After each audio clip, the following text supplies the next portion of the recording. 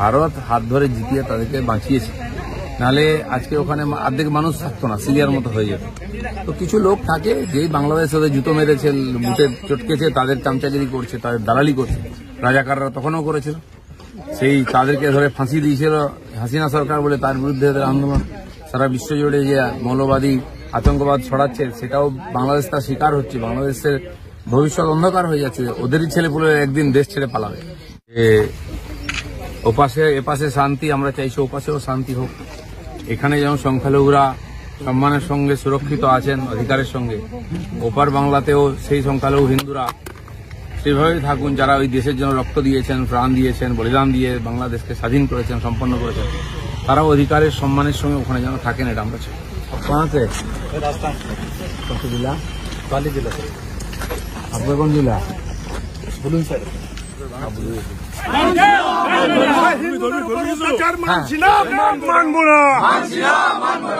হিন্দুদের উপরে অত্যাচার হচ্ছে কেন? বাংলাদেশ সরকার জবাব। ताकि आप लोग साइड से ही करते हैं।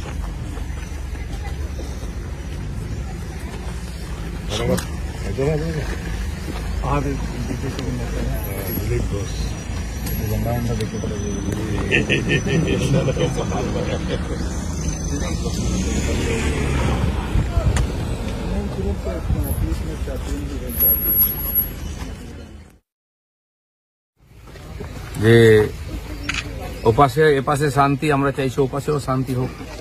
এখানে যেমন সংখ্যালঘুরা সম্মানের সঙ্গে সুরক্ষিত আছেন, অধিকারের সঙ্গে, ওপার বাংলাতেও সেই সংখ্যালঘু হিন্দুরা সেভাবেই থাকুন, যারা ওই দেশের জন্য রক্ত দিয়েছেন, প্রাণ দিয়েছেন, বলিদান দিয়ে বাংলাদেশকে স্বাধীন করেছেন, সম্পন্ন করেছেন।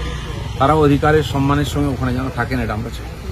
বাংলাদেশ কোনদিন যুদ্ধ করেছে? ভারত হাত ধরে জিতিয়ে তাদেরকে বাঁচিয়েছে, নাহলে আজকে ওখানে অর্ধেক মানুষ থাকতো না, সিরিয়ার মতো হয়ে যেত।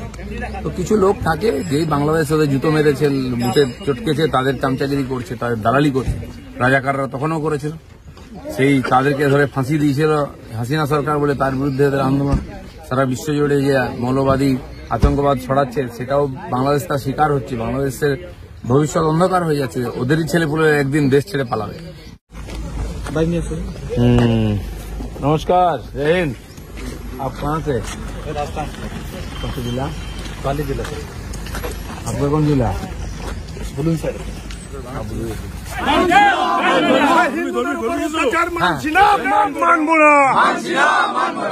হিন্দুদের উপরে অত্যাচার হচ্ছে কেন? বাংলাদেশ সরকার জবাব। ताकि आप लोग साइड से ही करते हैं।